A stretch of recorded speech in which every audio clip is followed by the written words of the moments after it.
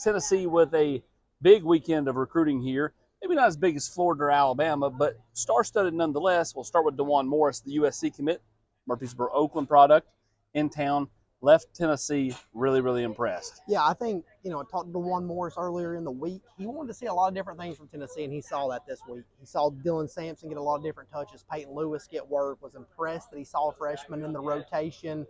The conversation with the coaches was really important to him. He felt like they had continued to consistently recruit him despite that USC commitment, despite him maybe not being as open in things as he has been right now. And he wanted to get back down here and see them in person, and I think it went very well. He's clicked with Darrell Sims. He's clicked with a lot of players on this staff. And he continues to come back to the culture here. There's guys here that he knows. There's a familiarity here. And that's something I think that's important to him as this thing's getting closer to the finish line in December. Well, I think it helps Tennessee's winning. It also helps that USC's not been overly successful at 4-4 on the year. Yep. And then you throw in the fact that Dylan Sampson, he watched him break the touchdown record tonight, but they're very similar bodies. Yep. Maybe Dylan Sampson's maybe a touch thicker, but he's also been in the weight room for 3 years at the college level. But as far as skill set, eerily similar.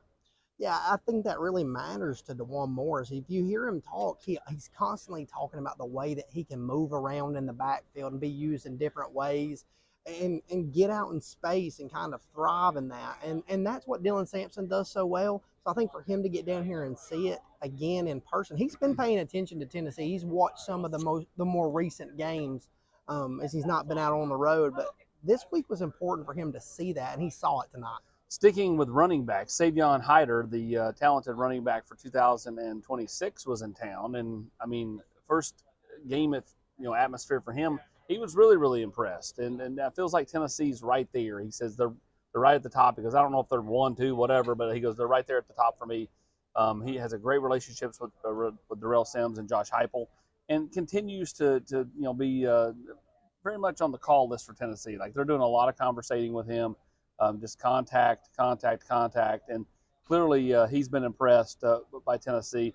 Then there's Rodney Colton, a young man that Tennessee seems like that they're in a pretty good spot with too, as they continue to just, kind of have his attention, so to speak. Well, he's here for Florida, he's here for Alabama. He's back again this week, and he chose to come here over going to South Carolina to watch them take on Texas A&M, and he's committed to the Gamecocks. And I asked him tonight, why do you feel like you wanted to come back to Tennessee?